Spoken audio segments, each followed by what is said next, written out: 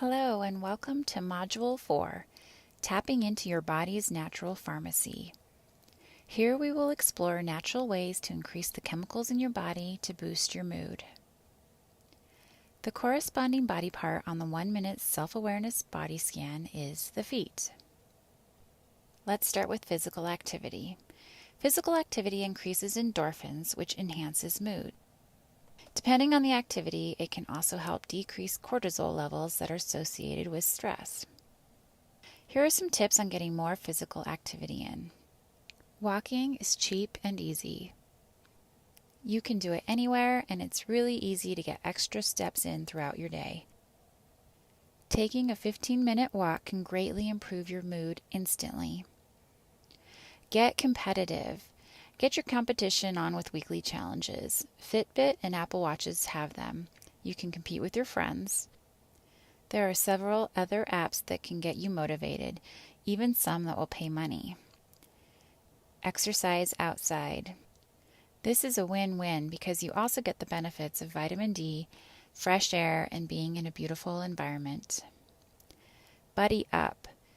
Find an accountability partner. It's always easier to do something when you have someone to support you and to cheer you on.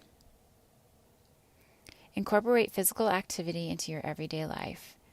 Park in the farthest parking spot when you're going to work. Take the stairs. Dance with your kids. Walk your dog. The possibilities are endless.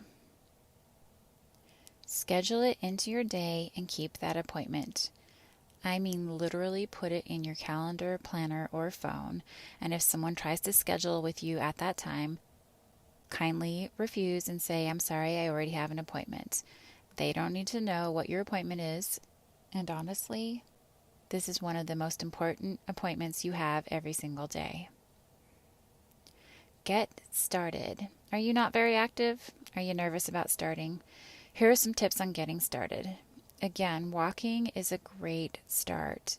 If you are out of shape, just start slowly and build it up each day. You can do 1 block one day, and then 2, and then 3.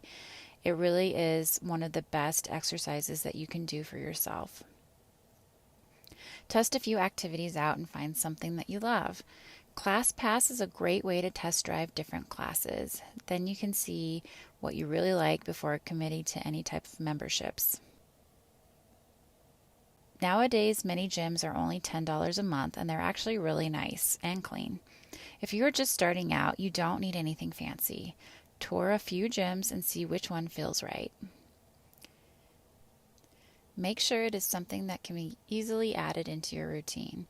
So if it's something like swimming and it's going to be a real pain to go, I would probably try to find something else.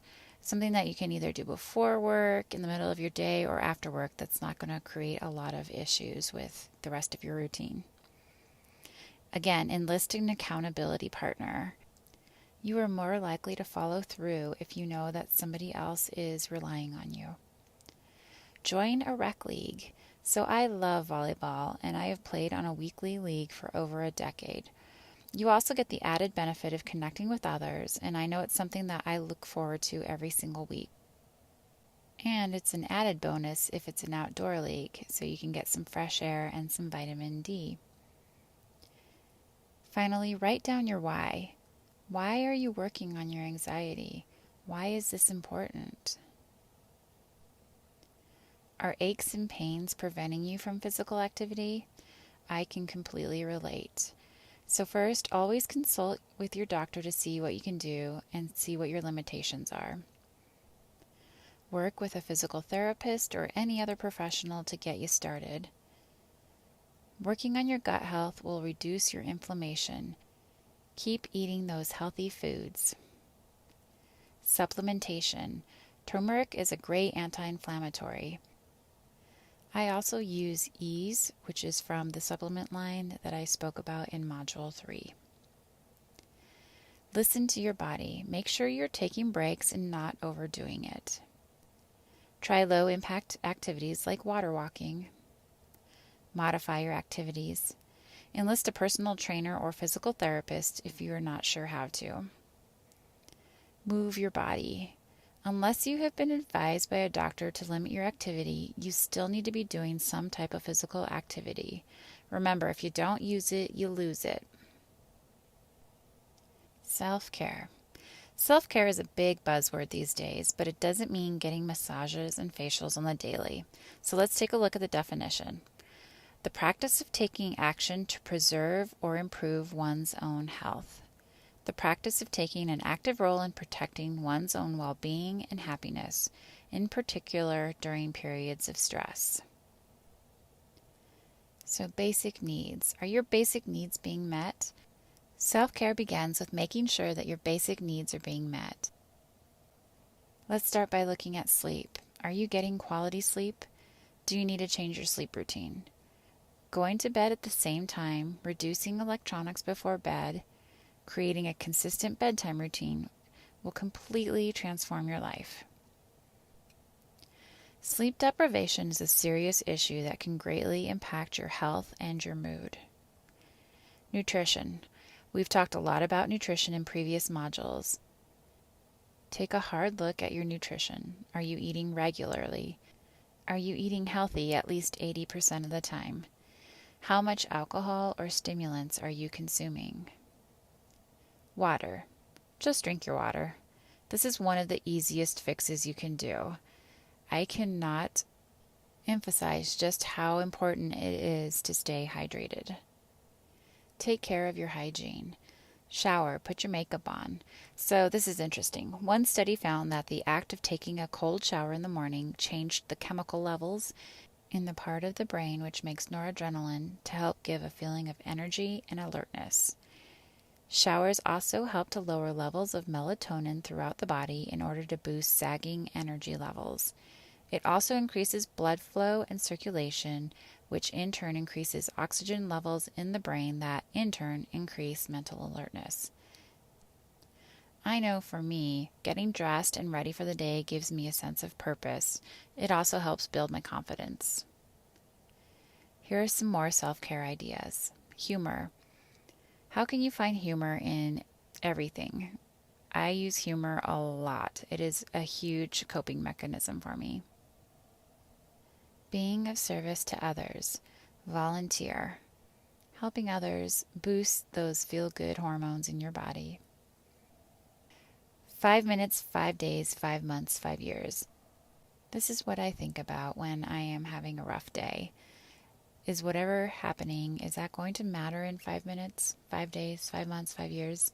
More often than not, it's probably not going to. This really helps me bring myself back into the present moment and realize what is important. Cancel, we already talked about in Module 1. Meditate, which we're going to go more into in the next module. Gratitude, deep breathing exercises, saying no. Are you one of those people that have a hard time saying no to people? This is where you need to start using that. Use that word no. Don't put too much onto your shoulders because that just causes undue stress. Then there's saying yes. Are you a person who's constantly saying, no, I can't go out. No, I can't do this. No, I can't do that. Maybe try saying yes. I know there's a book about that. Setting boundaries. This is probably one of the most important things that you can do. We are going to dive a little bit deeper in this in the decluttering module, but setting boundaries is going to really help you rid yourself of toxic relationships. Releasing guilt. We already have enough going on. Why carry all this guilt? I grew up Catholic. I know all about guilt. Releasing it has massively helped my anxiety, let me tell you. Crying. Okay, so your body actually has a physiological response to crying. I know that I have experienced, I don't cry a lot, but when I have cried, I feel so much better afterwards, although I am usually pretty sleepy. Therapy. I honestly think everybody needs therapy. Therapy or coaching. Everybody has problems. I mean, if you don't have a problem, then you're like a unicorn. So, therapy is very important. There's no stigma around it anymore these days, I feel like. And who cares? Who cares what other people think, right? Knowing when to stop or take a break. Are you a workaholic? Got to stop that. Okay. So paying attention to, are your basic needs getting met? Are you just feeling really run down? You need to know and listen, use that self-awareness body scan, and know when to take a break. Journal. We're all about the journaling around here. Say it out loud. Get those thoughts out of your head. Then you realize whether or not they're true or false. Listen to your body. I don't know how many times I can reiterate that. Your body is telling you something. When it's shutting down or hurting, it's trying to tell you something.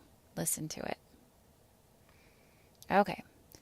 Journaling and verbal reflection questions. After today's lesson, are you ready to incorporate more physical movement and self-care into your life? What are some feelings you are having around increasing your physical activity and self-care? Take some time to brainstorm as many self-care activities that you enjoy. Refer back to this list when you are in need of inspiration. Action plan. Write down your plan of action.